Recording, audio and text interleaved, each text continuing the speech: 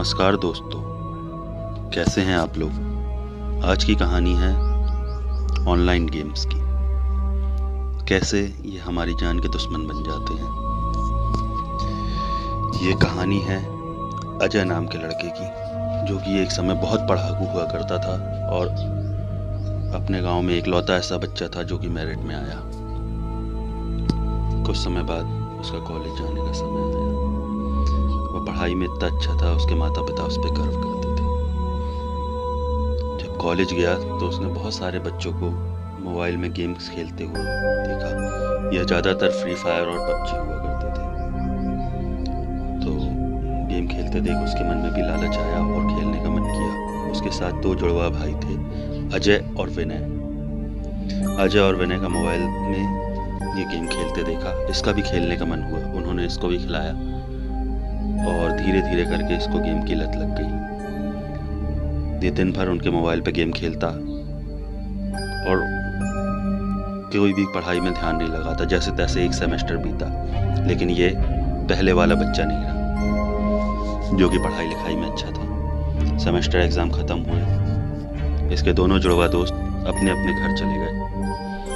घर जाने के बाद एक दो दिन तो जैसे तैसे इसका कट गया, लेकिन बिना गेम खेले इससे रहाई नहीं पड़ती रही। रहते रहते यह चिड़चिड़ा हो जाता और अपने पिता से मोबाइल के लिए जिद करता। उसके पिताजी पंचर की दुकान पे काम करते थे और अपने घर का जीवन व्यापन करते।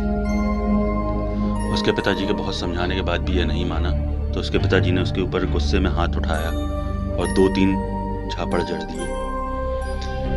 वह नाराज होकर रात के समय घर से बाहर निकला और अपने घर से कुछ ही दूरी पर एक वीरान स्थान पर बैठ गया। वहाँ बैठा ये आंसू रो बहा रहा था। तो कुछ समय बाद ही उसके सामने एक बूढ़ा आया।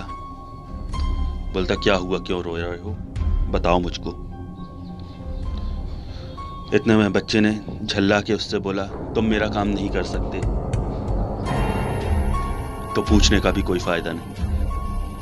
वो बूढ़ा कांपते हुए बोला, बताओ मैं क्या कर सकता हूँ तुम्हारे लिए। वो बूढ़ा की बात सुन के वो बच्चा बोला, मोबाइल चाहिए मेरे को, दिलवा सकते हो? तो नहीं, मोबाइल तो नहीं दिला सकता, लेकिन पैसे दे सकता हूँ जिससे तुम मोबाइल ले सको। वो अपने झोले में हाथ डालता है और 500-500 के कड़क नोट उस बच्चे को देता है। देखने में लगभग 60 से 70 हज़ार रुपये रहे होंगे। इतना देखकर वो बालक हंसी खुशी घर गया और जाते ही उसने एक अच्छा मोबाइल लिया और तुरंत ही गेम इंस्टॉल करके खेलने लगा। पिता के पूछने पर उसको पता चला कि उसको यह पैसे किसी बुजुर्ग ने दिए हैं। उसके बाप को लगा कि उसने चोरी करी है। वह नाराज हुआ। जैसे तैसे वह दिन बीता, दिन भर गेम खेला। रात के समय वह उठ के 9-9:30 बजे वापस उसी जगह जाने लगा। पिता के पूछने पर उसने बताया कि पिताजी जिसने मुझे पैसे दिए थे, उन्होंने मुझसे एक वचन लिया था कि रोज रात को आके तू मेरे साथ खेलेगा। मैं वही करने जा रहा हूँ। लगभग रात के 1 बजे तक उसके वापस न आने पर उसके घर वालों को उसकी चिंता हुई और उसको ढूंढने लगे। ढूंढने के बाद वहीं पेड़ के पास, जहाँ सुनसान स्थान पे वो बैठा था, वहाँ पे उसका मोबाइल मिला। उसी के ऊपर उसकी उल्टी हुई लाश मिली, जो कि बहुत बुरी तरह शतविषित थी। उसके पिता देख के दंग रह गए। जैसे तैसे उन्होंने क्रियाक्रम किया। कुछ समय बाद उसके दोनों जुड़वा दोस्त, जब उसकी मौत का पता चला, वो आए। उनको पता चलता है कि हमारा दोस्त अब इस दुनिया में नहीं रहा, तो उसके घर बैठने जाते हैं। घर बैठने जाने के वाले दिन ही उसके पिताजी उनको पूरी कहानी बताते हैं, बेटा ऐसा ऐसा हुआ था। फिर उसके दोस्त जाके वापस से गेम खेलने लगते हैं। तो खेलते खेलते क्या होता है, ये ऑनलाइन गेम में उसी की फ्रेंड की आवाज़ आती है। अचानक से दोनों दोस्त हैरान हो जाते हैं। रात में फिर गेम खेलते हैं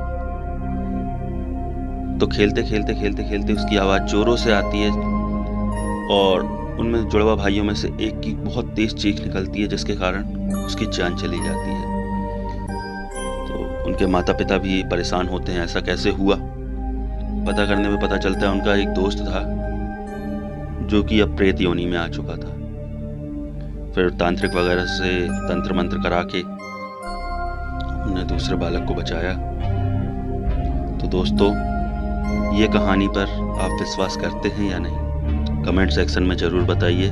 और आप फ्री फायर और पबजी में से क्या प्रेफर करते हैं, ये कमेंट सेक्शन में ज़रूर बताइएगा। और वीडियो पसंद आए तो वीडियो को लाइक करें, चैनल को सब्सक्राइब करें, जिससे कि हमें आज से ही मोटिवेशन मिलता रहे और हम आपके लिए वीडियो बनाते रहें। Thank you.